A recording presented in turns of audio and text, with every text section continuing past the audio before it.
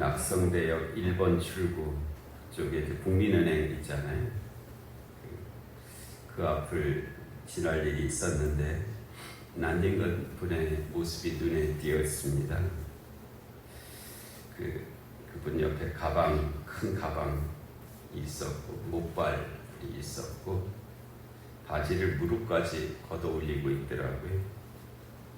그리고 이제 그 국민은행 앞에 보기 돌 의자들이 몇 개 이렇게 있잖아요. 그 돌 의자에 앉아 있었습니다. 일상의 풍경에 지쳤는지 눈을 감고 있었고요.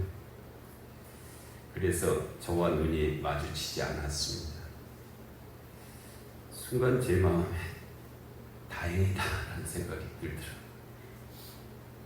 근데 부끄러움과 함께 그 마음이 왔습니다. 가던 방향으로 속도를 더 냈죠. 그래서 몇 걸음 더 가다가는 근데 멈출 수밖에 없었습니다. 힐끗 본 것이기는 했지만은 그의 종아리 부분이 벌겋게 염증이 있어 보였기 때문이었습니다. 대략 한 15년 전쯤에도 그런 모습을 본 적이 있습니다.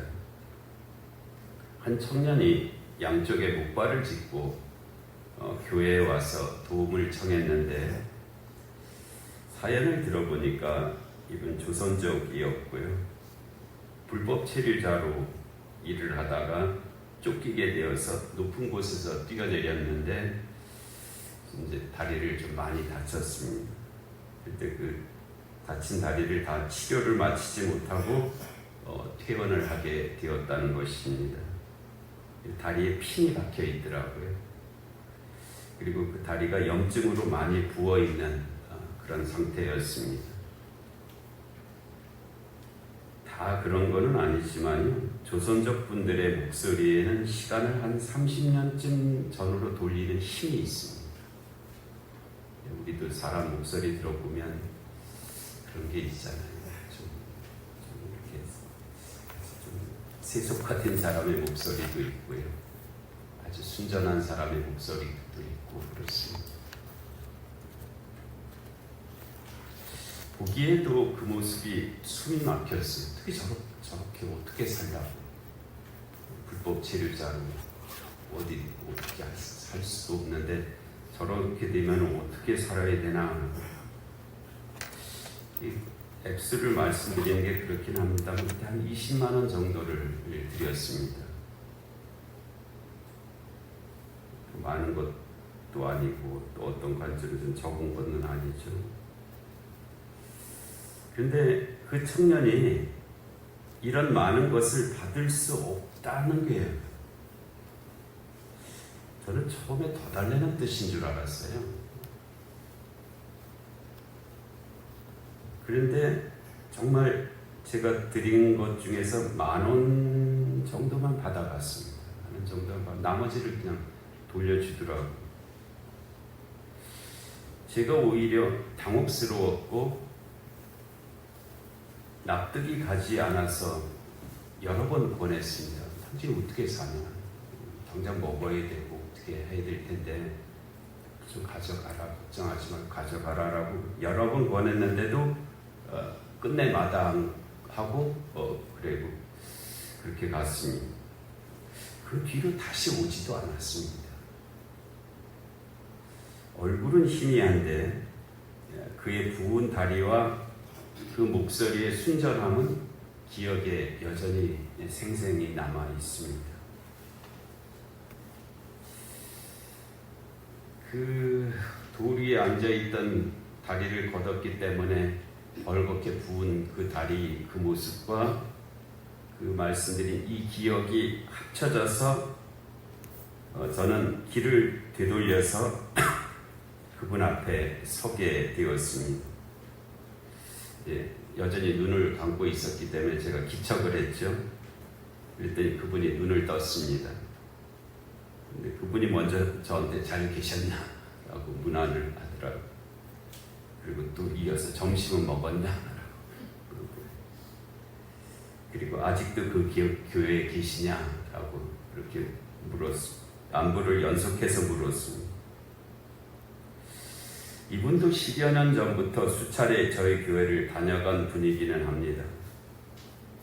회사를 다녔다고 그래요. 근데 어떻게 사기와 같은 그런 빚 문제가 생겨서 자기 노숙자가 되어 그거 해결이 안 돼서 결국 노숙자가 되었고, 그렇지만 자기는 그 문제를 해결해서 일상으로 돌아갈 것이다 라고 그랬어요.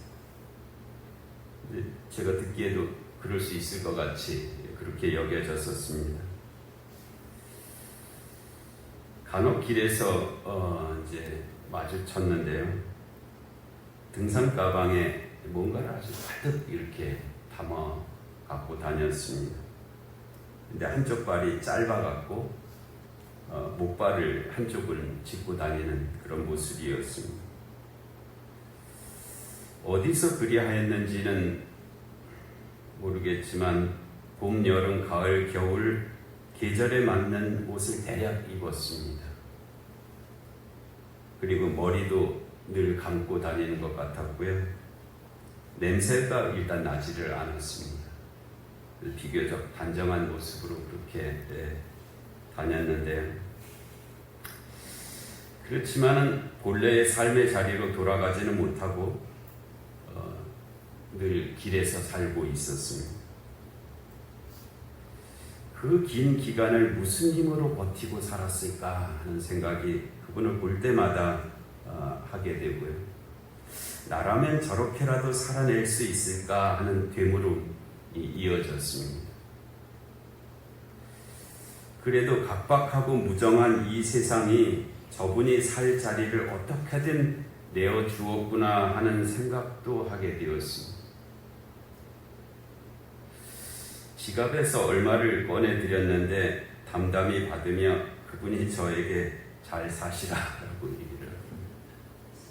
저도 대략 그렇게 대답을 했던 것 같습니다. 그리고 돌아섰죠. 돌아서기 전에 이번에 처음 그분의 이름을 물었습니다. 진작 물어보았어야 했는데 그러지 아니하였음에 대한 부끄러움이 조금 있었습니다. 그분이 자신의 이름이 문경수라고 그렇게 말을 했습니다. 바울은 주후 55년경 에베소에 있을 때 고린도 전서를 기록하였습니다. 고린도 교회가 안고 있는 여러 가지 문제들에 대한 질문이 있었던 것 같아요. 이편으로 왔든지 소문으로 왔든지 고린도 교회가 안고 있는 여러 가지 문제들에 대한 그에 대한 답변의 내용을 주로 기록하고 있는 것이 이 고린도 전서의 내용입니다. 고린도전서 12장 오늘 본문의 말씀과 앞에서는 성령의 은사에 대해서 말씀을 하셨습니다. 오순절 성령 강림 주간에 이 말씀 한번 드렸는데, 성령님께서 교인들에게 지혜와 지식과 믿음과 신의와 예언과 능력과 영분별과 방언과 통역의 은사를 주신다 하였습니다. 성령님께서 이 은사를 교인들에게 주심은 교회를 교회되게 하시기 위함이다 라고 말씀하셨습니다. 이 은사들을 통하여 교회가 세상의 일반 공동체와는 다른 특별함이 있게 하신다는 말씀이었습니다. 그래도 교회가 이 세상에 존재하기는 하지만 이 세상의 다른 어떤 공동체와 비슷한 그런 정도가 아니라 그 상 가운데 특별함을 나타낼 수 있는 그런 공동체가 되게 하기 위해서 성령의 은사를 교인들에게 주신다 하는 그런 말씀이었습니다. 12장의 마지막 구절에서 바울은 너희는 더욱 큰 은사를 사모하라, 이 카리스마 앞에 9가지 성령의 은사들을 말씀을 하셨잖아요. 그리고 더욱 큰 은사를 사모하라. 그게 있다는 거예요. 내가 또한 가장 좋은 길을 너에게 보이리라. 그렇게 말씀을 하셨습니다. 그리고 이어지는 13장, 오늘 우리가 읽은 이 본문에서 이 은사는 다름 아닌 사랑이라 라고 그렇게 말씀하였습니다. 그리고 사랑의 은사가 왜 더욱 큰 은사인지를 이렇게 말씀하였습니다. 1절에 내가 사람의 방언과 천사의 말을 할지라도, 대단하잖아요. 사람의 방언이라는 것이 각국의 언어를 가리키는 의미이기도 하거든요.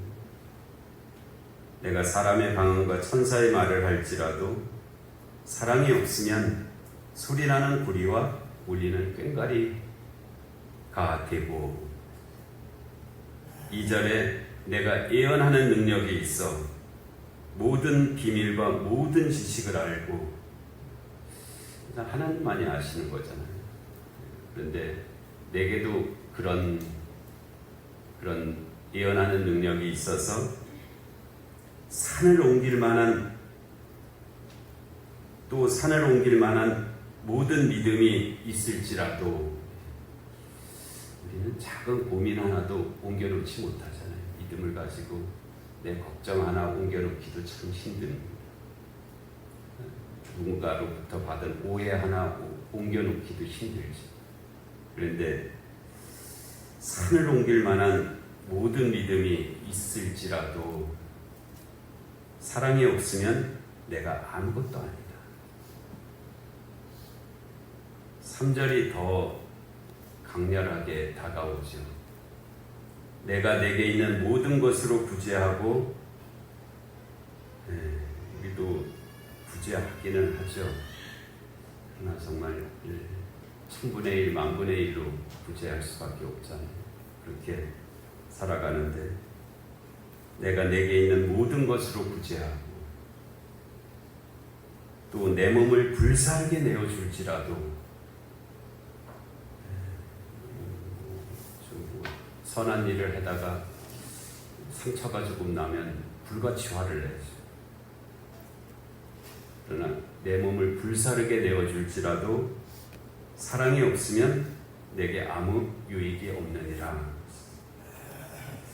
그럼 이게 저는 처음에 읽을 때는 가정법이라고 생각했습니다. 이건 문학적인 표현이고 가정법을 사용해서 기술한 것이다 라고 그렇게 여겨져서 그냥 그렇게밖에는 받아들일 수 없는 그런 내용이었기 때문입니다.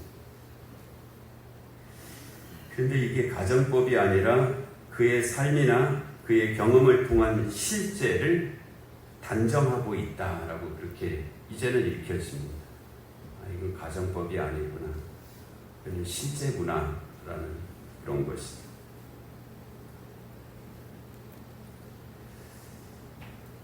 사랑의 은사를 통한 유익을 이렇게 열거하고 있습니다.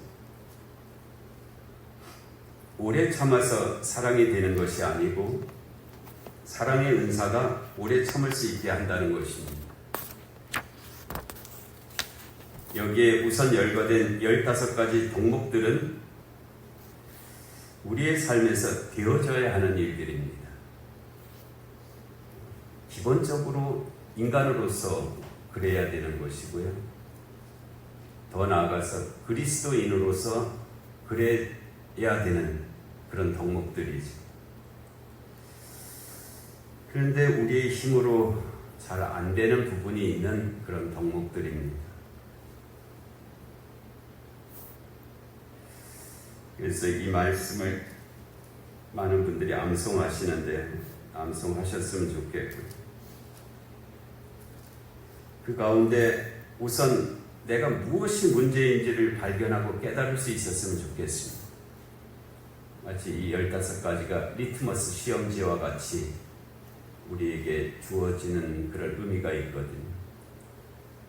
이 15가지 중에 어떤 것이 긍정적으로, 어떤 것이 부정적으로 내게 반응하고 있는지 우선은 알기는 알아야 되잖아요.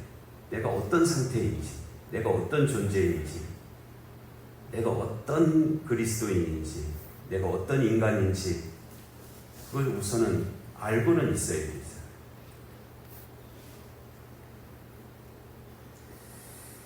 그리고 그 문제들이 내 안에 자리 잡고 있는 것을 당연히 여기지 말기 바랍니다.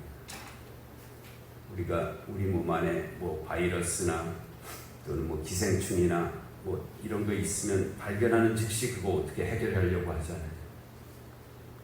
근데 이런 것들이 있음에도 불구하고 그건 뭐 사람이 그런 거지 뭐 하면서 당연히 여기는 그렇게 아니 되었으면 좋겠다는 것입니다.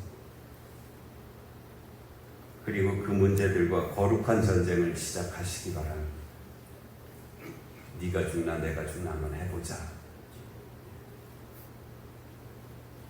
그리고 이 전쟁에서 이미 우리에게 주신 사랑의 은사를 사용하시기 바랍니다. 사랑의 은사의 적용례를 15가지를 이렇게 말씀하고 있습니다. 사랑의 은사가 오래 참을 수 있게 한다 하십니다. 마크로 디메이입니다. 사랑의 은사가 온유하게 한다 하십니다. 크레스티에타이. 사랑의 은사가 시기하지 않게 한다 하십니다. 우는 이게 부정어거든요. 우젤로이. 시기하지 않게 하신다. 우리가 그렇게 노력해야 될 부분이기는 하죠. 그런데 잘 안 된다는 것입니다. 잘 안 되는 것이 뭐 면책이나 당연한 것은 아니고요. 하여튼 현상이 그렇다는 것입니다. 이미 우리가 죄인이거든요. 그렇지만 이거를 이겨야 되기 때문에 이길 수 있도록 은혜를 내리신 것이 은사인데 사랑의 은사라는 사랑의 은사가 우리 안에 있기 때문에 이길 수 있다라는 말씀이기도 합니다. 그래서 그 사랑의 은사는 우리로 하여금 시기하지 않게 우젤로이 하는 것이다. 사랑의 은사가 자랑하지 않게 하신다. 우페르페로타이 우페르페르페류에타이 우페르페류에타이 사랑의 은사가 교만하지 않게 하신다. 우피슈타이 사랑의 은사가 무례히 행하지 않게 하신다. 우크아스케모네이 사랑의 은사가 자기 유익을 구하지 않게 하신다. 우제테이 타 헤아우테스 사랑의 은사가 성내지 않게 하신다. 우파르슈네타이 사랑의 은사가 악한 것을 생각하지 않게 하신다. 우로기제타이 토카콘 사랑의 은사가 불의를 기뻐하지 않게 하신다. 우카이레이 에피테 아디키아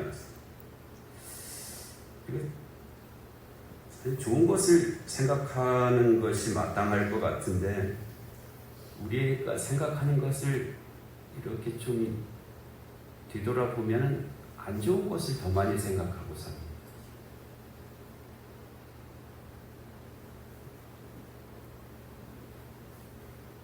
사랑의 은사가 불의를 기뻐하지 않게 한다 하십니다.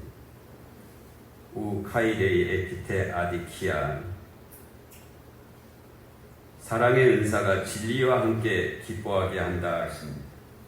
신카이레이 데테 알레테이아 사랑의 은사가 모든 것을 참게 하신다. 판타스테게이 판타 모든 것이라는 뜻입니다. 사랑의 은사가 모든 것을 믿게 하신다. 판타 피스테우 에이 피스튜에이 판타 피스튜에이 사랑의 은사가 모든 것을 바라게 하신다. 판타 LPJ. 사랑의 은사가 모든 것을 견디게 하신다. 판타 휘포메네이. 이것은 놀라운 선물이고 놀라운 약속입니다. 우리가 마땅히 그래야 해야 되는데 그러지 못한 우리를 아시고 우리에게 주신 선물, 은사입니다. 그럼 이 은사들 잘 기억하시고 가능하면 암송하시고 그래서 사용하시기 바랍니다. 15가지를 한꺼번에 암송이 안 되면 우선 나한테 제일 필요한 게 뭔지 한번 그렇게 그 부분을 1개, 2개, 3개라도 이렇게 암송하시길 바라고, 그 옆에 있는 헬라어는 사실 몰라도 되는 그런 것이지만 그래도 신약 성경이 이 헬라어로 기록되어 있으니까 그냥 열심을 나타내는 의미에서 한번 외워보시기 바랍니다. 뭔가 은혜의 통로가 될 수도 있습니다. 이 은사들은 우리 주님 예수 그리스도께서 십자가에 계실 때 아버지 저들의 죄를 사하여 주옵소서, 자기들이 하는 것을 알지 못함이니라 하심을 통해서 드러났죠. 십자가에서 그 예수님의 그 말씀도 어려운 말씀이잖아요. 스데반이 순교하면서 주여 이 죄를 그들에게 돌리지 마옵소서 함을 통하여 이루어진 그런 일이기도 합니다. 손양은 목사님이 사랑의 원자탄을 이루심으로 실행된 그런 일이기도 하고요. 또 우리가 알지 못하지만은 또 그래도 아주 많은 사람들이 어딘가에서 이 은사들을 통해서 그와 같은 역사가 이루어졌기 때문에 세상이 그래도 이 정도일 거라고 생각합니다.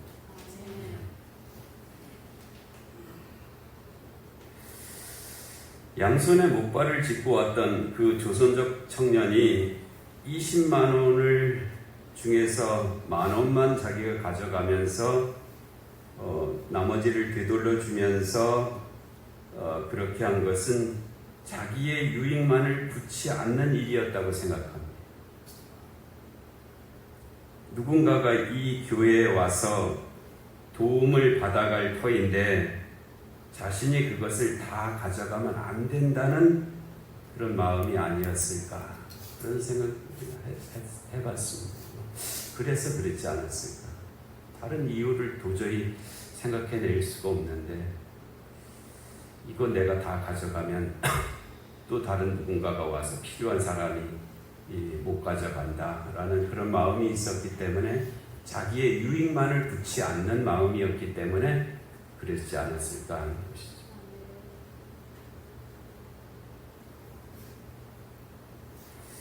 제가 그동안 그분의 이름을 묻지 않은 것은 무례한 일이었다는 마음이 든 것도 성령께서 사랑의 은사를 통해서 주신 은혜가 아니었을까, 그런 생각도 해보았습니다.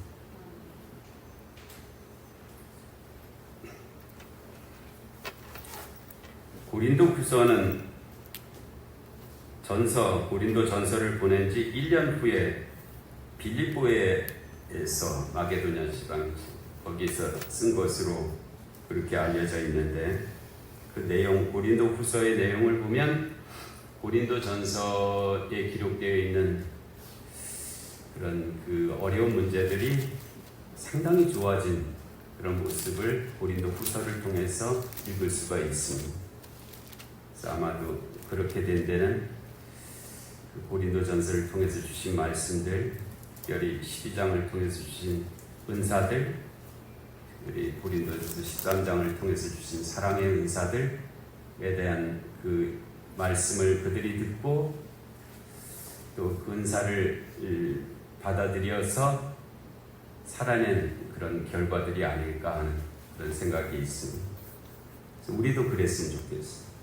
우리도 좀 우리의 삶이 변하고 우리 교회가 변하고 그래서 우리와 관계된 모든 이들의 그런 삶이 좀 달라지는, 좋아지는 그런 일들이 있었으면 좋겠습니다. 그래서 바라고 간구하옵기는 우리 교회가 성령님께서 내리시는 성령의 은사가 충만하기를 원합니다. 누군가는 이 은사를 통해서, 누군가는 저 은사를 통하여 우리 교회에 세상을 넘어서는 특별함이 있기를 바랍니다. 그리고 우리 모두에게 사랑의 은사가 있어서 나를 이기고 세상을 감당하며 하나님께 영광을 돌리는 삶이 되시기를 기원을 드립니다. 주님의 은총이 함께 하시는 줄로 믿습니다. 은혜로우신 하나님 아버지, 고린도 교회에 주님께서 주셨던 이 말씀을 또 저희들이 읽고 또 저희들에게 주시는 말씀으로 믿습니다. 하나님, 저희 교회 성령 충만이 이루어지게 하여 주옵시고, 특별히 사랑의 은사가 있어서 하나님 그 뜻이, 그 말씀이 이루어지는 귀한 삶이 되게 하여 주시옵소서.